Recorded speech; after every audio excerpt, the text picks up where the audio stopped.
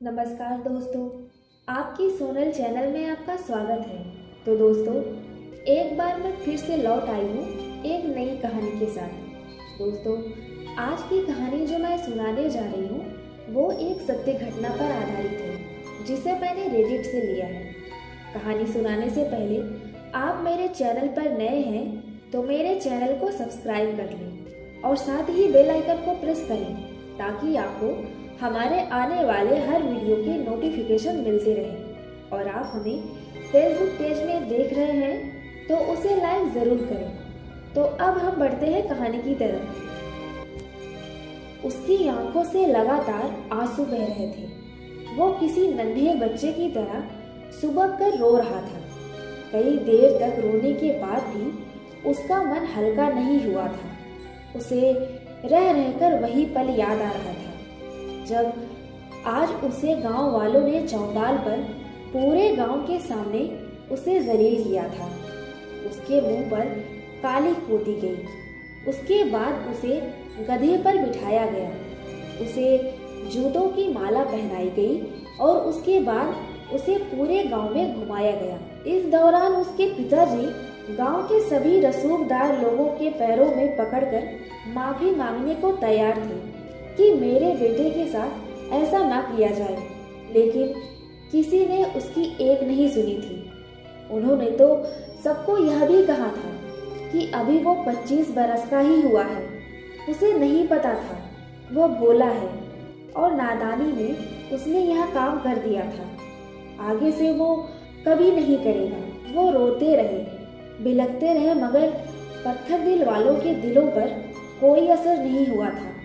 वो वही सब सोचता हुआ खड़ा होकर अपने कमरे में उसके बिस्तर के ठीक सामने रखी अलमारी की तरफ बढ़ा। अलमारी पर लगे दर्पण में उसे अपनी छवि देखी। रोने की वजह से आंसू लुढ़क कर उसके गले तक पहुंच गए थे।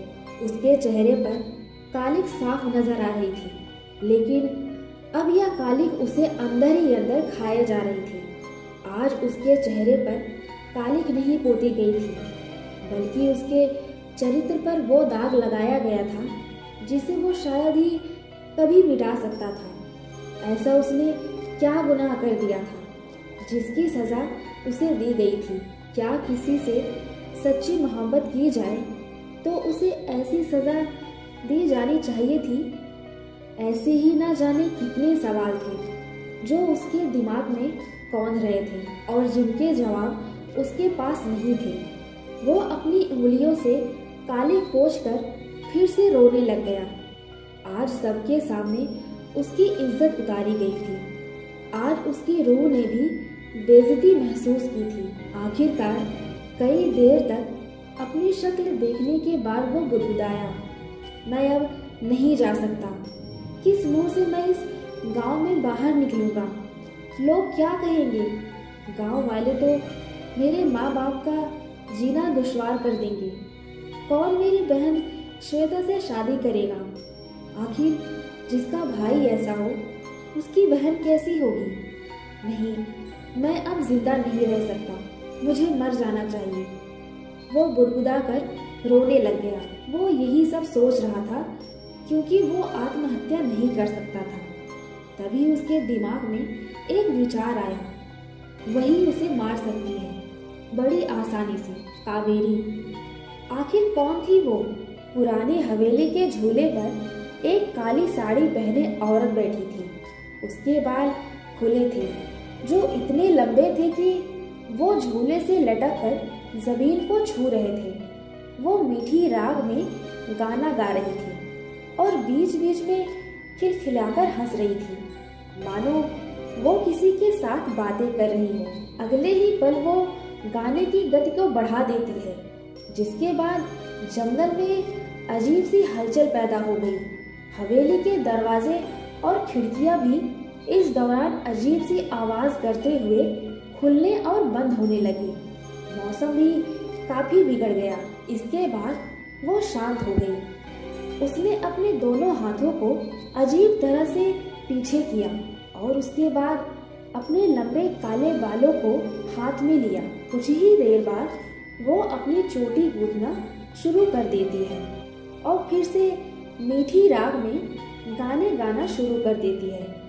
दिखने में खूबसूरत और किसी भी पुरुष को अपने मोह पाश में बांध लेने वाली वो कोई और नहीं बल्कि एक चुड़ैल थी जो हवेली के लोगों को मारना चाहती थी। आखिर क्या थी उसकी उनसे दुश्मनी? हालांकि इन सब से परे नकुल उसके हाथों मौत चाहता था।